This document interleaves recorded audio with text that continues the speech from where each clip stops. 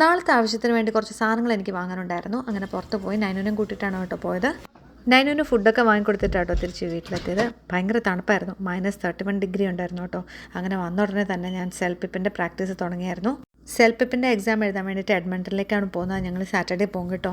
നാളെ എൻ്റെ വർക്ക് പ്ലേസിൽ ഒരു ക്രിസ്മസ് സെലിബ്രേഷൻ ഉണ്ട്. അപ്പോൾ എൻ്റെ വകയെ ഫ്രൈഡ് റൈസ് ആണ് ഗൈസ് ഞാൻ കൊണ്ടുപോകാൻ പോകുന്നത്. നൈനുവിന് പപ്പ ഇല്ലാത്തതുകൊണ്ടുള്ള ചിണുക്കമാണ് കേട്ടോ. പപ്പ കാൽഗറിയിൽ പോയി ഒരു ട്രെയിനിങ് അറ്റൻഡ് ചെയ്യാൻ വേണ്ടി പോയതാണേ.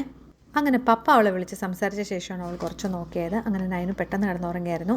എന്നിട്ട് ഞാൻ കുറച്ച് നേരം കൂടി ഇരുന്ന് പഠിക്കാമെന്ന് വിചാരിച്ചിരിക്കുകയായിരുന്നു. അപ്പോഴാണ് റിജു എന്നെ വിളിച്ചിട്ട് റിജു നല്ല ചൂട് ദോശ കഴിക്കുന്ന കാണിച്ചു തന്നത്. അതോടെ എനിക്ക് വിശപ്പായി. പിന്നെ വീട്ടിൽ ദോശമാവില്ലാത്തതുകൊണ്ട് ഞാൻ പെട്ടെന്നൊരു ഉള്ളിക്കറി ഉണ്ടാക്കി കേട്ടോ. കൂട്ടത്തിൽ ഫ്രോസൺ ചപ്പാത്തിയും ഉണ്ടാക്കി കഴിക്കാമെന്ന് വിചാരിച്ചു. വിശന്ന് കഴിഞ്ഞാൽ പിന്നെ എനിക്ക് ഒരു വല്ലാത്തൊരു വെപ്രാളമാണ്. അങ്ങനെ ഞാൻ 2 ചപ്പാത്തിയും ഉള്ളിക്കറിയായിട്ട് കഴിക്കാനായിട്ട് ഞാൻ റെഡിയായി. ഫുഡ് ഉണ്ടാക്കി കഴിഞ്ഞപ്പോൾ ഞാൻ ഭയങ്കര സാറ്റിസ്ഫൈഡ് ആയി. അപ്പോൾ ഇനി മറ്റൊരു വീഡിയോയിൽ കാണാം. ബൈ.